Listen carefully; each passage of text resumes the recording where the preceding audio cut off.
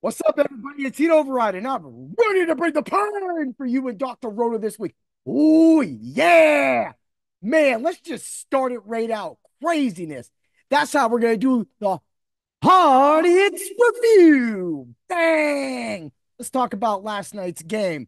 We got Monday Night Football, another doubleheader. These doubleheaders are crazy, but it's always fun because I'm getting in those extra bets for all the subs. So when you get to the website, you have my bets, you got lose bets, you got everybody's bets. Man, basketball is back today. I got me a $9 entry I won a few weeks ago. I'm just waiting. But right now, man, I mean, the Ravens 41-31. I had the Ravens at 37 points. I thought they would score. They scored a little more. And of course, the Bucks got up there around 31 points. But man, the biggest news from this one, Zay Flowers got a little banged up at first, and then he kind of was out, which kind of helped out one of my DFS yearly leagues. So every week it's been actually kind of really crazy in that league.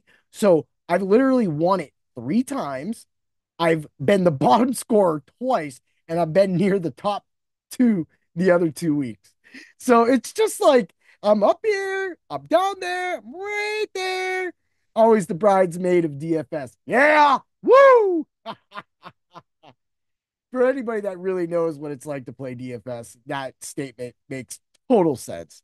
But yeah, I mean, Evans and Godwin hurt. This just wrecked everything. Evans for my guillotine league. Then I got Godwin. Godwin's done. He was my late round sleeper. I've had to deal with Smith Schuster. That was like just an injury you kind of saw was happening. So going into the week, a couple of my teams, were kind of weak, but I had to have Schuster because I had Rice, and Rice was my late round steal, as was Chris Godwin. So Godwin being able to get him so late in so many leagues, this is a huge, huge blow to me. It's a huge blow to anybody, but it's a huge blow to me because these teams are literally good. I literally had a 3-0 team, and the minute the injury showed up with Pacheco and Jonathan Taylor and Cooper Cup and all that stuff, man, that team is now 3-4. So in the seasonal leagues, and that's what we do with Dr. Roto. We always make sure that we teach you how to get better, make better moves, but we also can help you fix this. So I'm not worried. I mean, my worst team, I have 2, 3, and 4 teams now. That's fine. Practically every other team is 6-1. But I have a 2-5 team. And that 2-5 team just literally is getting the bad luck. Even my one league that I took third place in, it was the defending champion. I've owned it for 3 leagues. I'm literally fourth in scoring. I'm last in points against. And it's not even close. I literally have like 1,200 points. And like the closest next guy is like 1,080. And I'm like, it's a whole game. I'm sitting here playing everybody on 200 point, 175 point weeks. And we got like Joe and Timmy over here down at 75 to 68. What's up with that? How can it beat both of them together? Yet here we are, 3-4. And that's just seasonal and dynasty and best ball fantasy football in a bunch. But another pull from this game was Lamar straight went off. I mean, man, touchdown after touchdown. I was getting a little worried because in that DFS Weekly League, the dude had Lamar and Zay Flowers, and I had Henry. Happily, I was just edging him, and when he floated that pass to Henry and I scored that, I was like, woo! Yeah. But that's what it takes, man. Sometimes I had a dude come back. It was Kyler Murray. I had a dude come back and he got me right at the end. Literally got me by 2 points. And I was just like, that just makes me angry. I'm like, whatever. But then I had another guy who came up short in the Scott Fish Bowl, and I had my worst week ever, but I'm still only going to go 1-1 because we were on Sleeper app. And the league medium was like 175, which is still weird because like half the league scored under 150. So why is the median so high? I noticed that in another league too, that like all the scoring was down and the median was like a 155 and the league average was like 170 that week. Not even that week. The league average in that league is normally 110, right? But like the highest scoring was like 170. And I'm sitting here, I'm putting up 147. The median's at 156. I don't even understand it. I'm like, but this is supposed to be an average of everybody's scores. If there's three teams that have just more points than me, that shouldn't make the median higher than what I am. Last year, I don't remember it working like that last year. It's just wonky or something like that. Maybe something in the settings, something new. I did see that on the Sleeper app that they had an option to where after a guy plays in a game, you could drop him. And it raised some controversy in the Guillotine League, but our guy Rasta did that. Get Rasta from Get Right Fantasy. Oh yeah, giving you a shout out, running it back. Yeah. But man, that's some wild stuff going on. But man, I just that's why in my McDonald league, even though I'm 6-1, I'm first place by far. And the second place dude should have three losses, right? Three losses. And that week, I was 15 points down. Well, that was like 30. And I had, what was it? I had Godwin. No. Yeah, it was Godwin. And I had Mahomes. I couldn't even get it done. Couldn't even get done. I was just like, wow, whatever. And so for me, I'm going to be able to rebound. Those teams are really good. But it's when you see like Henry going off, that's why like a lot of the teams with Henry, Mixon, that team actually has Henry and Mixon on it, are just straight balling right now. And that leads up to the next game, the Cards over the Chargers 17-15. The Chargers got to get something going on. But hey, anytime like Hayden Hurst is hurt, you play Will Dissly. And last night was exactly the reason why I played Will Dissly. Not only did we have bets and DFS lineups in the subs only Discord, but Will Dissly just straight went off. And all night in the DFS betting or the betting channel, I was just throwing stuff in, just throwing stuff in. It was just hitting and hitting and hitting. I mean, of course, I took a few losses. I'm not going to say that I don't put losses out there because I'm not that. I'm transparent. I bring the pain. I let y'all know when I suck, and I let y'all know when I do good. And that's coming up soon. But man, that game was blah. There wasn't much to take from it. Really, it's McBride, Murray, and then every once in a while it seemed Greg Dortch. Harrison Jr. just looked lost. Everybody's already talked about it, so I'm not going to even talk about that right now. But man, Zay Jones didn't even really do anything either. Just acclimate him, don't acclimate him. They just look lost. I don't even know how they beat my Rams, man. Just two long touchdowns, and then McVay gave up. I really think if he'd pressed the rest of that game, he probably would have won, but then that was just when you get James Conner down to throw. Which, by the way, James Conner looks great. Erie Strong, yeah, woo! But yeah, Conner Strong, yeah, woo! I had to throw that in as well, too. At the same time, we're sitting here and we're looking back at it all, and that's really the Cardinals offense. It really doesn't seem like it's going anywhere. And now we got another situation in New York where there's a reason why I have Drew Lock in one of my dynasty leagues, because now Daniel Jones is finally going, wow, wow. He's just falling off the cliff, man. He's done. You got to get somebody in there that throws. And I don't mean, I've been ragging on throwing quarterbacks a lot this year, and I know they're pretty for fantasy football. That's what we talk about a lot is fantasy football, but they suck sometimes. Anthony Richardson is bad. He's almost like Bryce Young bad. I don't know what's going on with this dude, but he clearly has some mechanic issues. He needs to work out.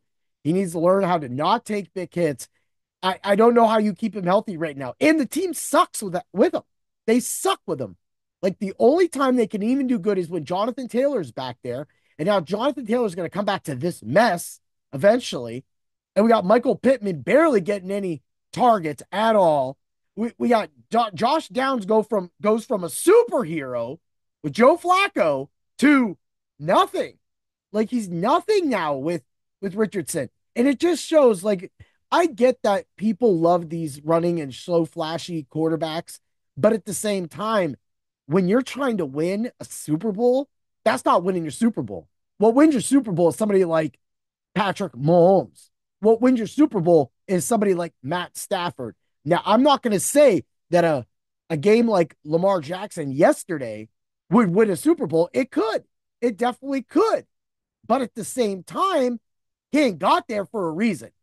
It's because defenses get real stingy in the playoffs, and week after week, running the ball, get you sore, and then eventually you can't throw 5 touchdowns.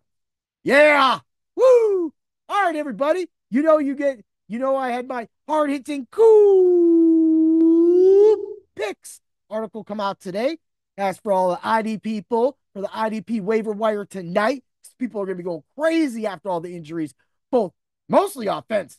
I mean, just everybody just got wasted this weekend. It was insane. So, like, who was left?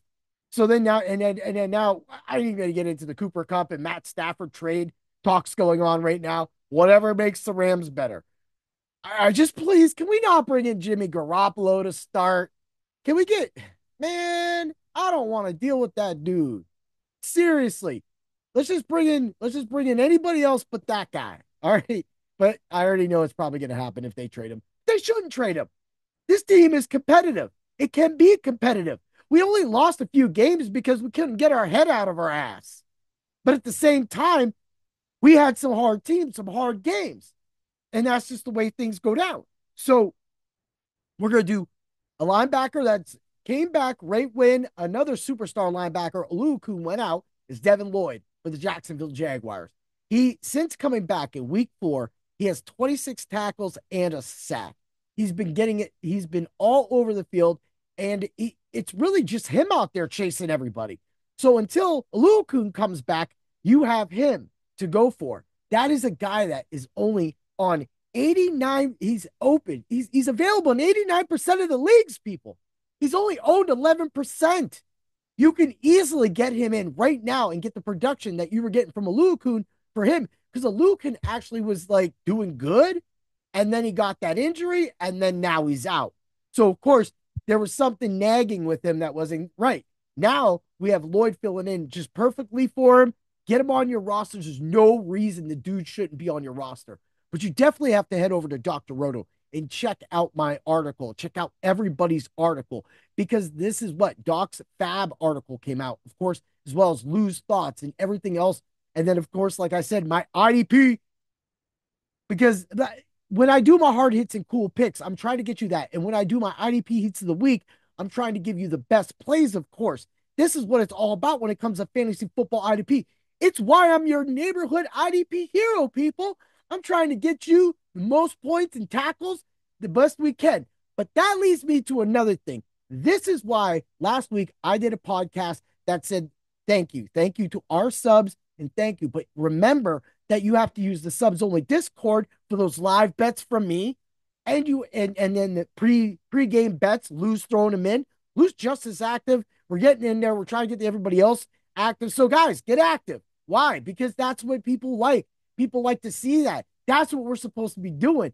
So my guy Lou, love you. Trevor, always in there. Danger, always in there. Getting it in there, getting those plays. We're saying it with our chest, people. We're putting it on our sleeve. We're ripping it out, man. We're doing what we have to do to make sure all of you win money. But let's not forget that the Ultra Contrarian Show was fire this week. Fire. Not only did my lineups hit with an injury to Tony Pollard, who was clearly smashing. I would have loved to see that happen. But I had one of my off the lineups go nuclear. And it was off of the FanDuel lineup that I was telling you. I took that lineup that I gave for FanDuel and I flipped it over to DK and I took 25th, right? So I got paid. I got paid. And that's all of our subs got paid. And the guy that did it, the guy I screamed from the top of the mountain, the guy I said that was my bull play of the week on Sunday and on Friday was Cedric Tillman at 0.71% owned out of over 125,000 people. He slayed the slate. And it goes to show, some people look at me sometimes and they don't think I got what it takes. And I got everything that it takes. And I show it every single week with my Ultra Contrarian Show, which will now I will be 7-1 on FanDuel, and I will be 5-2. I will be 6-2 on DraftKings with a lineup that already went nuclear. Last year, I had 3 or 4 lineups that did this. So you got to hop on the train. You got to get ready to bring the power into the competition. Oh, yeah. Have a great day, everybody. And always remember to tune in to those podcasts and those articles because we're trying to make you our rich friend. May the points be with you. Yeah.